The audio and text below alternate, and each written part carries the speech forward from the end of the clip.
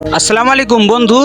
চাচাকে জিজ্ঞেস করলাম, আপনি বয়োবৃদ্ধ একজন লোক, অথচ এত প্রচন্ড রোদ্রে আপনি কাজ করছেন, তো আপনার কষ্ট হয় না? জবাবে চাচা বলল, বাবা রে, গরিব লোক আমরা, তো আমাদের কাজ না করলে চলবে? বাসাতে আমাদের সম্পদ বলতে গরু ও কিছু ছাগল আছে, তো তাদের জন্য ঘাস কাটতে হয়। বাবা রে, না কাটলে হয়, অবলা যা, খাওয়াতেই হবে। চাচাকে আরো জিজ্ঞাসা করা হলো, চাচা আপনার কোনো ছেলে সন্তান নেই? চাচা জবাবে বলল, বাবা রে, আমার ছেলে সন্তান আছে, কিন্তু তারা আপন কাজে ব্যস্ত, তাদের কাজে তারা ব্যস্ত থাকে, আমাকে আমার কাজ করতে হয়। তো যাই হোক, সব মিলিয়ে আমরা সুখী সংসার, আমাদের সংসার ভালোভাবেই কেটে যাচ্ছে।